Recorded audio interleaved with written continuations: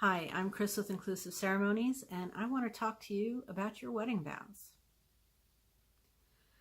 There's a point in your wedding ceremony, that one moment out of your entire wedding day, when you make your commitment to each other, and that is the part we call the vows. Now, I always encourage couples to write their own vows, and maybe you are feeling a little nervous about that. Maybe you're thinking, I'm not a writer, or maybe it's just the blank page intimidates you, or maybe there's just so much that you want to say that you're not really sure how you can boil it all down. And I can help you with that if you work with me. But really, I think that it always comes down to two questions. What do you want to promise your spouse?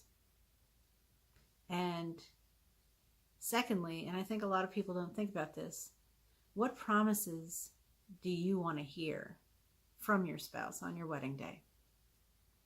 Those are the two questions that I always ask couples. And those are the questions that you can use to write your own vows, or that I will use to help you write your vows. Now, your wedding vows are an opportunity to do a lot of things. They are an opportunity to express how you feel about each other in your wedding ceremony. They are also an opportunity for the two of you to say, this is what our marriage is going to look like. And you're doing that for yourselves, and you're also doing that for any friends and family who are there to bear witness for you. Now, I've heard some people say that, when people write their own wedding vows, that it can be corny. And I have to disagree with that. Anything that you feel is important enough to speak about in your wedding vows is important. One of my favorite weddings, and this was one that I attended a long time ago, the couple had a lot of personal things in their vows. One person promised to root for a particular football team, and the other person promised to be accepting of their spouse's extremely large shoe collection. Now, these might seem trite or silly to some people, but when you really think about it, there are a lot of small negotiations that go on in a relationship.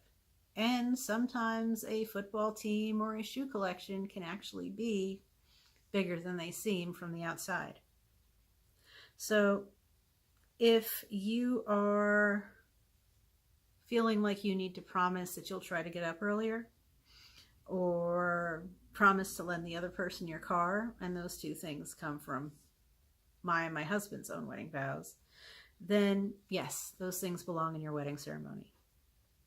Now, I've heard that some people think that when couples write their vows, they're just telling stories and it's all feelings, but they're not actually making promises, so that they're not actually vows.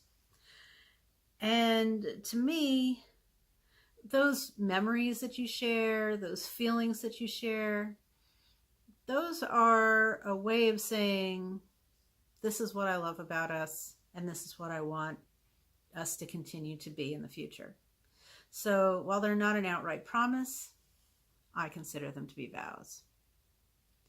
Now, what has to happen in your wedding ceremony? Well, there are legalities that vary from state to state, but at the core, what needs to happen is that the two of you need to make it plain before your witnesses that you intend to be married to each other.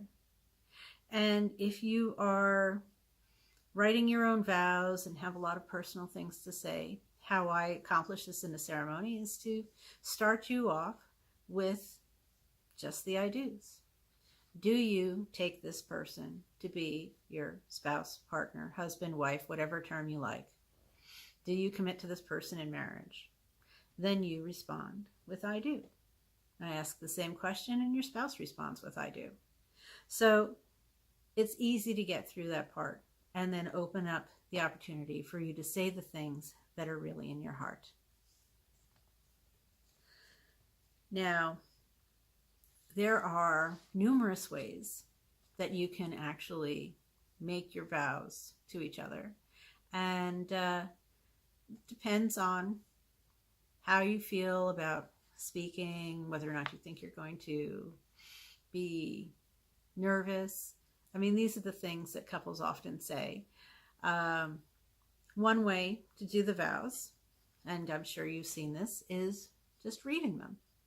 And if you want to read your vows at the wedding ceremony, what I often do is just ask, send me your vows the week before, and I'll have them printed up in nice large type so that if you do cry or your glasses fog up, you can still read them. And then if you want to use that copy on the day or your own copy that you've got in your pocket, you'll at least know that you have the copy that I've printed on hand just in case. Now, the next way to do your vows is a repeat after me. And these can still be your own words as you've written them even, but broken down into shorter bits, and I'll coach you through them. Third way to do your vows is the I do. And again, as with all the vows, this can be something that is written by you or for you. I can help you kind of transform them into a question so that I would read them for you as a, do you promise to do this, that, and the other? And then you can respond to with I do or I will, whichever works. Those are the three ways that most people think about doing vows. There is a fourth way. It's the way I did it at my ceremony with my husband, and it's something that you might want to consider. When I was getting married, the thing that I really wanted was to be able to ask those questions myself. So we're talking about a will you and I do sort of arrangement, but instead of your officiant, instead of me asking the questions, you ask your spouse, and your spouse answers you directly. It's a unique way of doing it, but something you might want to consider. If you have more questions about writing vows for your ceremony, please leave a comment or feel free to contact me via my website or send me an email at cris@inclusiveceremonies.com or give me a call or a text. I'd really like to talk to you about your wedding ceremony and other ways that we can make it personal and special. I'll put links in the comments, and I'll also link to my blog series about vows and how you can have the best vows for you.